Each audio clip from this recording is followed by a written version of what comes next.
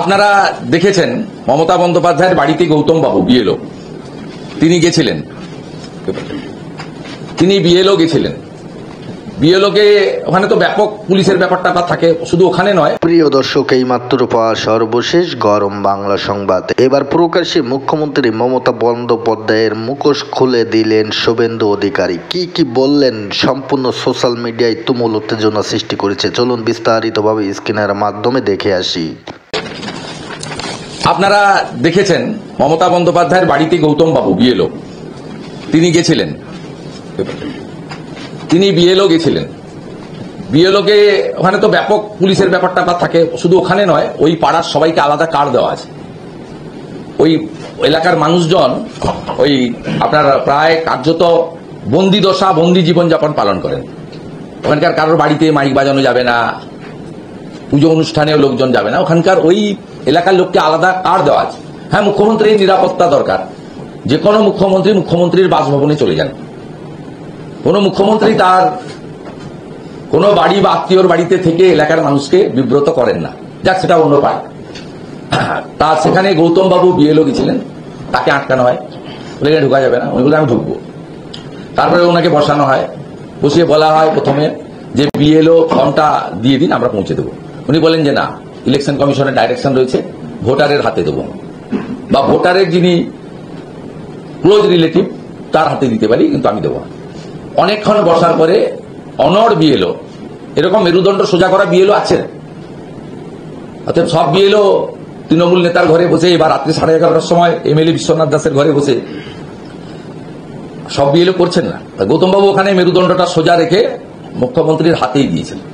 এবং মুখ্যমন্ত্রীর হাতে দেওয়ার পরে প্রথম এটা তৃণমূলের অফিসিয়াল মুখপাত্র জাগো বাংলায় আসে, নিজের এসআইআর ফর্ম নিজেই নিলেন ভোটার মমতা বন্দ্যোপাধ্যায়। জাগো বাংলা কোন পার্টির মুখপাত্র? গণশক্তি যেমন সিপিএম এর। আমরা তো আমাদের অত টাকা নেই, ডেলি বের করতে পারি না, আমরা একটা কমল বার্তা বের করি মাঝে মাঝে। এটা জনবার্তা আছে। তা আমাদের এইটা তো দেখুন জাগো বাংলা। এবারে যেই তারপরে আরেকটা কাগজ, এটা কি আর বলতে হবে না, এর পরিচয় দেওয়া লাগবে নাকি?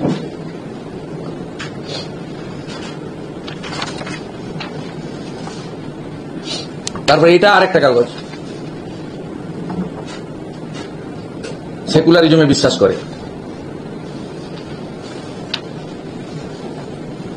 খুব চাপে পড়ে লিখেছে বাংলাদেশের হিন্দুদের উপর আক্রমণ হচ্ছে। পশ্চিমবঙ্গে লেখে না, ধুলিয়ান শামসেরগঞ্জে লিখে দুষ্কৃতকারীদের হামলা। এই কাগজ অসংখ্য পোর্টাল, ইংলিশ, হিন্দি, বিভিন্ন স্তরের। তাহলে কি হলো?